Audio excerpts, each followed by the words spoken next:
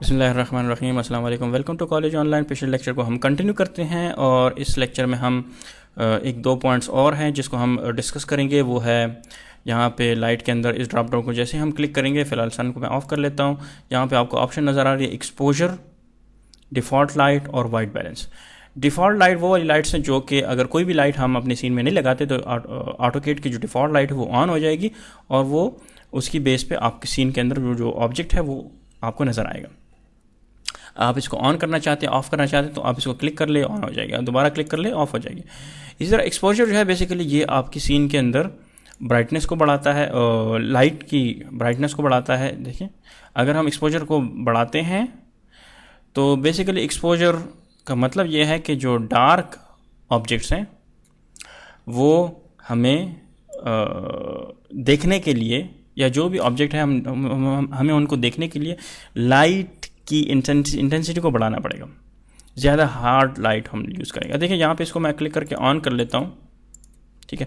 और फिर उसके बाद यहाँ पे एक्सपोजर की वैल्यू को अगर हम बढ़ाते हैं तो डार्कनेस बढ़ती जाएगी। अगर हम एक्सपोजर की वैल्यू कम करेंगे तो ब्राइटनेस बढ़ती जाएगी, ठीक है ना।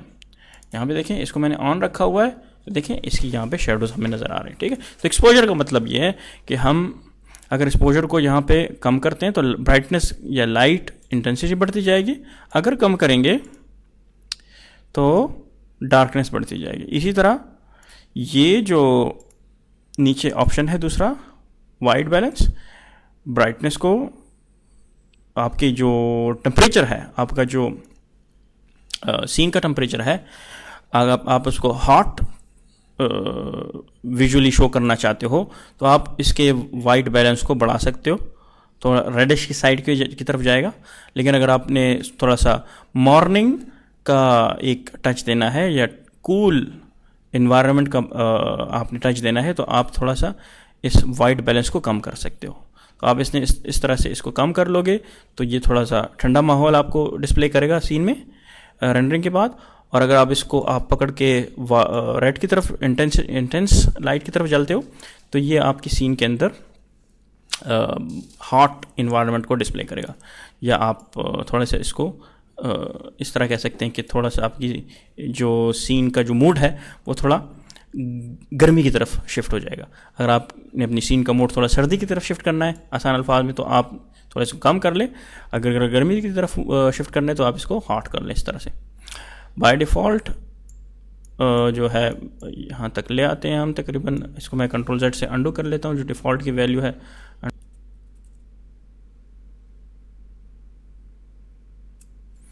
तो मैंने इसको अंडू कर दिया और डिफ़ॉल्ट जो इंटेंसिटी थी वो भी यहाँ तक ले आया हूँ। बाय डिफ़ॉल्ट जो वैल्यू एक्सपोजर की है वो 8.8 है।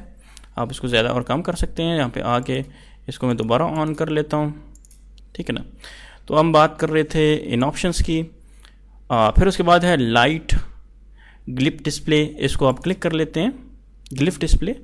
तो जैसे इसको मैं क्लिक कर लेता हूँ ये जो सिंबल्स आपको नज़र आए लाइट्स के ये आपको नज़र आएंगे। अगर ये ऑन होगा, अगर इसको ऑफ कर लेंगे तो ये आपको नज़र नहीं आएंगे। इंटरनेशनल लाइट्स यूनिट्स आप कौन सा इस्तेमाल कर रहे हो, अमेरिकन लाइट यूनिट्स इस्तेमाल कर रहे हो या इंटरनेशनल लाइट यूनिट्स इस्तेमाल कर रहे हो। अगर अमेरिकन है तो जैसे हम पहले डिस्कस कर चुके हैं, अमेरिकन लाइट यूनिट जो है वो लक्स यूनिट इस्तेमाल करता है।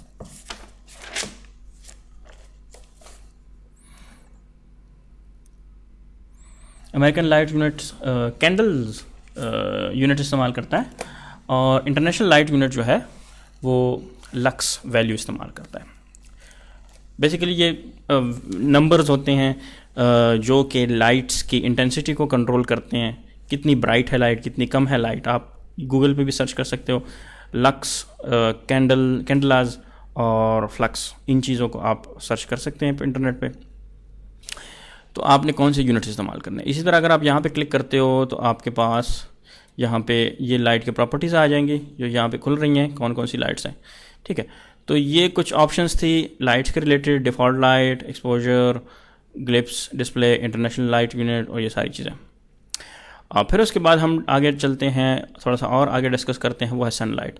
यहाँ पे अगर मैं सनलाइट को ऑन करता हूँ तो ये मुझे कहेगा कि जो सनलाइट के हिसाब से जो एक्सपोजर वैल्यू है हम वो लगाना चाहते हैं जो कि रिकमेंडेड है, तो उसकी लगाने के बाद आपका जो डिफ़ॉल्ट लाइट्स है या जो आपने जो लाइट्स इंसर्ट की है, आपने जो क्रिएट की है, बनाई है, चाहे स्पॉट लाइट है, चाहे पॉइंट लाइट है, चाहे डिस्टेंट लाइट है, उसके हिसाब से जो उसकी जो एक्सपोजर वैल्यू है वो शायद वो इफ़ेक्ट हमें इसके अंदर नज़र ना आए, क्योंकि इसकी जो एक्सपोजर एडजस्टमेंट है वो डिफरेंट है।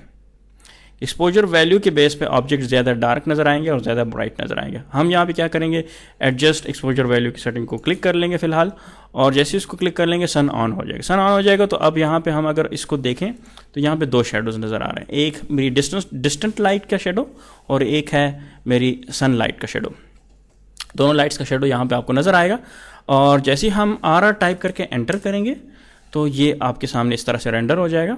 मैं थोड़ा सा इस ऑब्जेक्ट का मटेरियल चेंज कर लेता हूँ।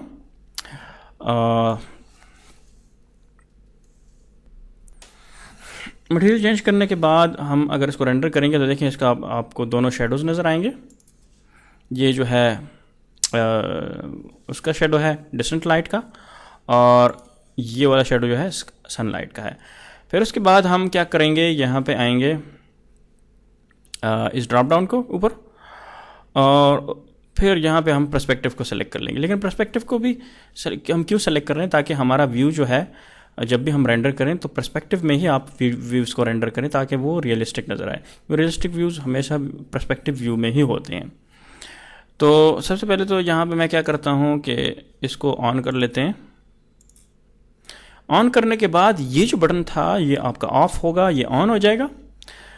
पर्सपेक्टिव व्यू में आपका ये स्काई ऑन हो जाएगा, और स्काई अब फ़िलहाल ये बटन ऑन है लेकिन स्काई ऑफ है। आप क्या करोगे कि स्काई एंड बैकग्राउंड को ऑन कर लेंगे, और फिर उसके बाद हम जब इसको रेंडर करेंगे, थोड़ा सा मैं व्यू चेंज कर लेता हूँ, तो जो स्काई का जो इफ़ेक्ट है वो इसके ऊपर पड़ रहा है। अगर मैं यहाँ पे क्लिक करके इसको ऑफ कर लेता हूँ, फिर उसके बाद मैं रेंडर करता हूँ, तो ये इस तरह से आपको डार्क नज़र आएगा, ठीक है ना। अगर आप चाहते हो कि स्काई का इफ़ेक्ट आपको इसकी बैकग्राउंड में नज़र आए तो आप ये सेलेक्ट कर लें, ठीक है, और RR टाइप करके एंटर कर लें। तो बैकग्राउंड जो है उसका इम्पैक्ट, जो लाइट का इम्पैक्ट है वो आपको यहाँ पे नज़र आएगा, ठीक है। अगर आप चाहते हो कि ये बैकग्राउंड का इफ़ेक्ट आपके सीन के अंदर जो ऑब्जेक्ट्स हैं उनके ऊपर भी इम्पैक्ट करे, असर करे, तो आप क्या करें, थर्ड ऑप्शन है उसमें स्काई बैकग्राउंड एंड इल्यूमिनेशन, दोनों को आपने क्लिक करना है। यानी कि इसका असर, बैकग्राउंड का जो असर है मेरे इस सीन के ऊपर, मेरे सीन के अंदर जितने भी ऑब्जेक्ट्स हैं उनके ऊपर भी पड़े, तो आपने इसको सेलेक्ट कर लेना है और दोबारा इसको रेंडर करेंगे, RR एंटर। तो जो इफेक्ट है यहाँ पे तो आपको पता नहीं चल रहा है, लेकिन थोड़ा सा ज़्यादा डिटेल में अगर आपके पास इस सीन में ऑब्जेक्ट्स होंगे जिसमें रिफ्लेक्टिविटी के ऑप्शंस इनेबल हों या और मुख्तलिफ़ किस्म के एडवांस इफेक्ट्स हैं वो इनेबल होंगे, तो आपकी सीन में वो इम्पैक्ट वो नज़र आएगा। अब हम इसको जैसे ही क्रॉस करते हैं तो ये दोनों तो हमने ऑन कर लिए, इसको भी हमने डिस्कस कर लिया।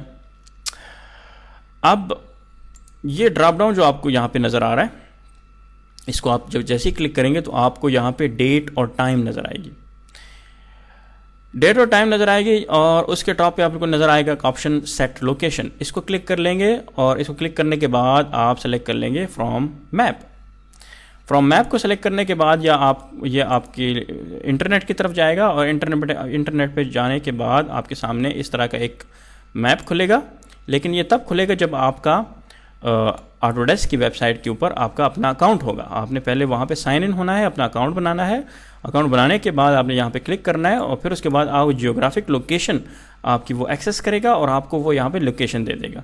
लोकेशन देने के बाद अच्छा, लैटिट्यूड और लॉन्गिट्यूड क्या है, बेसिकली आपकी पूरी दुनिया को इन्होंने एक स्टैंडर्ड की बेस पे डिवाइड कर दिया है, और हर एक लोकेशन को एक ख़ास वैल्यू दे दी है, एक्स एक्सिस और वाई एक्सिस। वो वैल्यू आपको जब आप मिल जाएगी तो वो एक्यूरेट जो लोकेशन है जहाँ पे आपका प्रोजेक्ट बन रहा है वो वाली लोकेशन आप यहाँ पे टाइप करके डाल देंगे, और फिर उसके बाद नेक्स्ट का बटन प्रेस करके वो लोकेशन ऑटोमेटिकली वो टाइम और डेट यहाँ पे आ जाएगी।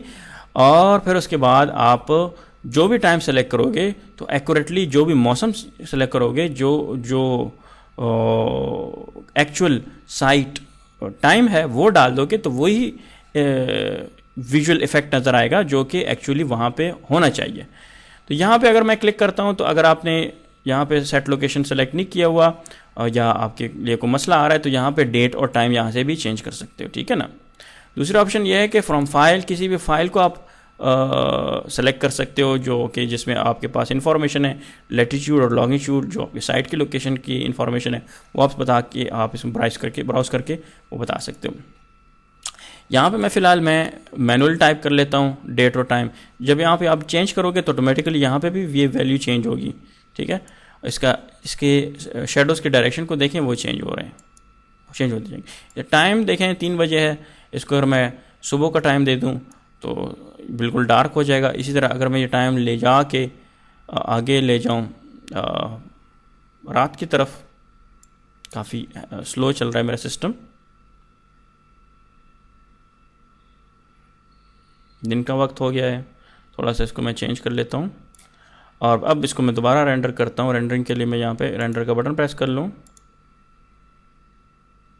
देखिए तो यहाँ पे जो मैंने टाइम इंक्रीज़ किया है अब ये मगरिब के टाइम से थोड़ा करीब है, असर का टाइम है, मगरिब का टाइम है यहाँ पे। अच्छा, इसको मैं क्लिक कर लेता हूँ। यहाँ पे ये बाकी बैकग्राउंड के ऑप्शंस हैं, आपके बैकग्राउंड का कलर कौन सा होना चाहिए, यहाँ पे जो जनरल कलर है ये है। इसी तरह स्काई की जो प्रॉपर्टीज़ है वो ये है, नाइट टाइम है ये सिलेक्टेड है, स्काई बैकग्राउंड है इसको आपने ऑन किया हुआ है, इंटेंसिटी इतनी है, हेज़ धुंध वो ऑन है, ठीक है। इसको मैं थोड़ा सा यहाँ से पकड़ के इस साइड पे ले आता हूँ। और हॉराइज़न किसको कहते हैं? हॉराइज़न बेसिकली जो आपके सीन के एंड पे, यहाँ पे मैं दोबारा इसको रेंडर कर लूँ, ये जो एंड पे आपको ये लाइन नज़र आ रही है इसको हॉराइज़न कहते हैं। अगर आपने इसको थोड़ा सा मॉडिफाई करना है तो हॉराइज़न पे जाना है और ब्लर वैल्यू 0.1 है। इसको अगर आप और ब्लर करना चाहते हैं तो और ब्लर कर सकते हैं। इसकी हाइट को अगर मैं कम कर लूँ, फॉर एग्जांपल -1 फीट 110 कर लें, -10, तो ये नीचे चला जाएगा। इसको मैं रेंडर कर लेता हूँ दोबारा। जो लोकेशन थी उसकी जगह ये नीचे चला गया, कुछ ज़्यादा ही नीचे चला गया। यहाँ पे अगर मैं 1 कर लूँ यहाँ पे और दोबारा इसको रेंडर करूँ तो वैल्यू देखें ऊपर चला गया, वैल्यू ऊपर चली गई है। अगर मैं थोड़ा सा इसको और नीचे करना चाहता हूँ तो -1 कर लेते हैं, ठीक है, रेंडर कर लें, ठीक है ना। तो ये वैल्यू इस तरह, ये देखें हॉराइज़न पहले ऊपर था अब नीचे हो गया, इधर आ गया। ये ऑप्शंस कुछ ये जितनी भी ऑप्शंस हैं ये आपको जो बैकग्राउंड है पीछे जो नज़र आ रहा है उसके रिलेटेड है, ठीक है। इसको मैं थोड़ा सा क्रॉस कर लेता हूँ, दोबारा रेंडर कर लेते हैं। तो इस वीडियो में यहाँ तक ही, मिलते हैं नेक्स्ट वीडियो में।